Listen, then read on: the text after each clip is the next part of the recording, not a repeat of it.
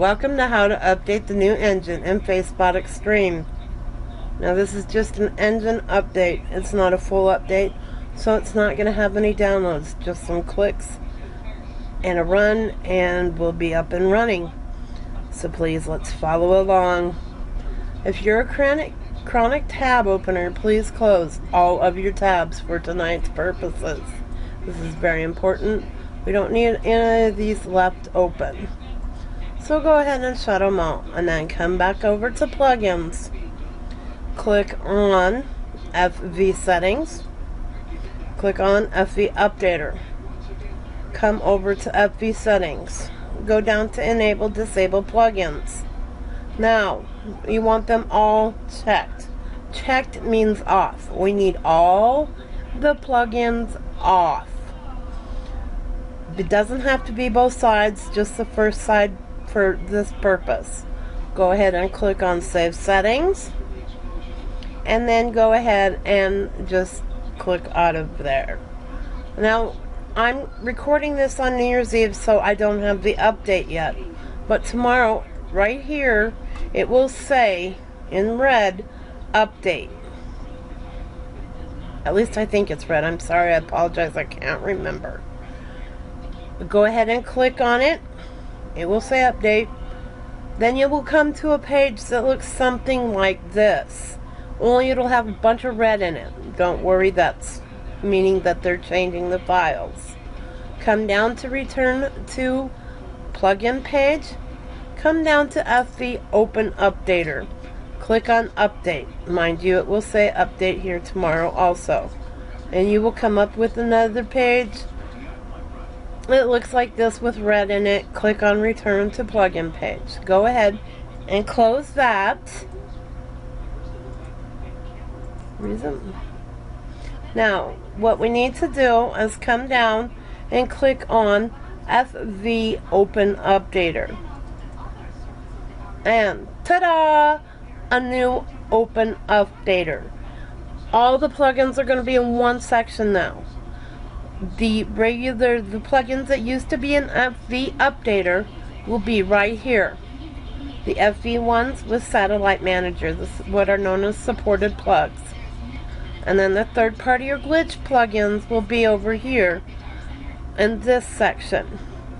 Come back over and start at the top, and wherever it says upgrade / downgrade, go ahead and click on that. But if you're not using these plugins, then there's no purpose in it, but you have to update them once you have them. So go ahead and update all of them. As you can see, I have two that don't need to be updated. And come over here to third party glitch plugins. If there's one here that says repair, that's fine, just leave it, no big deal. If there's one that says install, then if you want that plugin and are going to use that plugin, that's great. Go ahead and click install. It's going to take you to a page like this. Click on return to plugin page and go on down your list. Now, I'm sure that most of you don't know what all this writing is, so I'm going to explain it. This right here is the explanation of what the plugin does. It's going to tell you its main features and basically, give you the information you need to decide whether you're interested or not.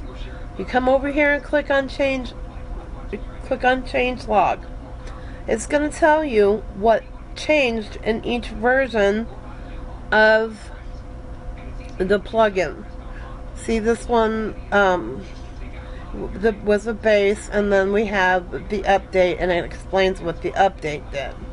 Now, I'm not going to get into a debate over what this right here means. It just means that other people can't get into the plugin and read the coding to make it or change it. That's all that means. Moving on, once we're done, we come down to the bottom. Go ahead and close this. We don't need it anymore. We're going to come over here and we're going to click and we're going to run a full cycle. It's going to go through a full update, like if it wasn't enhanced or something to that respect. Once it clicks on, if you start getting errors and all that kind of stuff, go ahead and stop it. Go to your group administrator group wall, anywhere but a private message box of an admin. Please, we are going to be busy tomorrow. Don't do that to us. Keep it in the group.